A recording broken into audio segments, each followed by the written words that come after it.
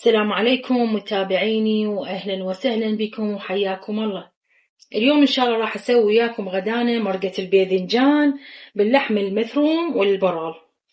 طبعا هي المرقة عادي كما شلون نسوي احنا، كل واحد يسوي مرقة الباذنجان. هنا مرقة الباذنجان أنا طبعا حامسة البصل والمعجون والطماطم. حمست البصل، خليت 4 خواشيق معجون، وخليت نص كيلو طماطة خلطتها بالخلاط وخليتها. هاي سويت مرقة الباذنجان. عندي هاي الباذنجان أنا مقليته، هذا الباذنجان مقليته راح أخليه على المرقة. هدرتها. هاي مرقة الباذنجان هنا عندي كملت مثل ما قلت لكم. حمست البصل ويا المعجون، 3 خواشيق معجون، نص كيلو طماطة خلطتها بالخلاط سويتها. هاي المرقة وملح. هاي عندنا المرقة هسه كملت، خليتها على التهدير. هاي مرقة الباذنجان عندي أنا هدرت هذا التمن بزل، هذا تمنه طبعا سويته بالدهن الحر ريحته تخبل. هذا تمن ويا مرقة الباذنجان. وهسه نبدأ الخطوة الثانية وياكم إن شاء الله. عندي هذا البرغل، عندي قلاص وربع. هذا البرغل يعني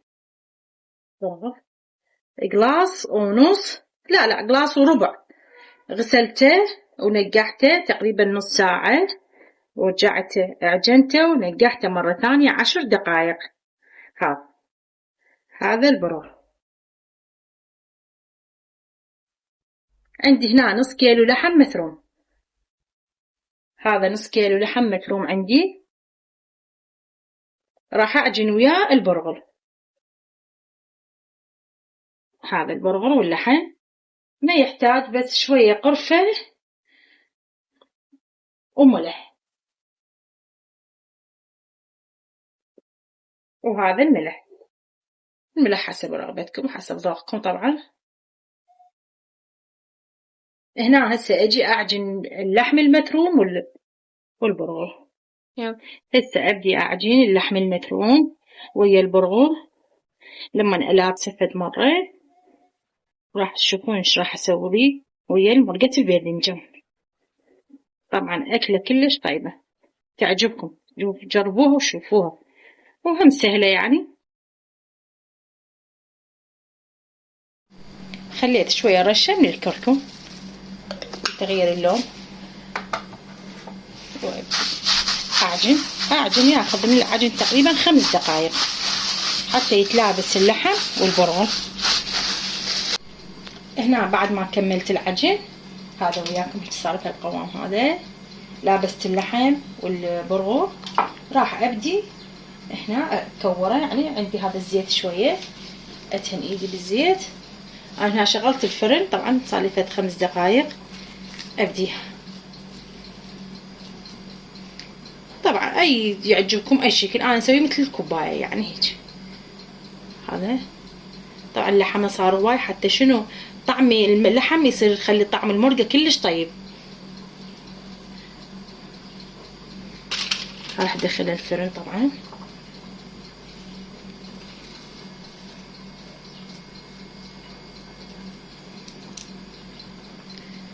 أشوي أكمل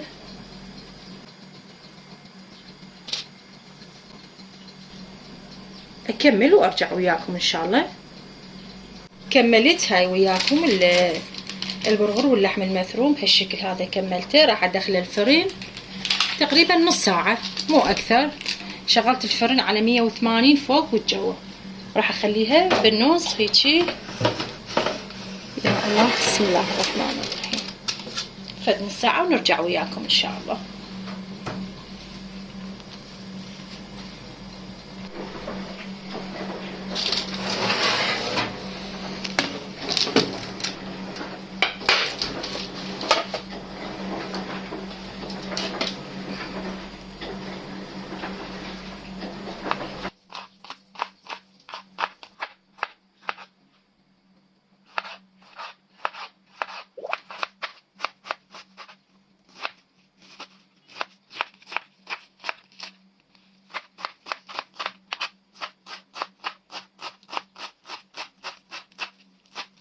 متابعين بعد ما كملنا طبختنا لهذا اليوم، وهاي آخر فقرتنا.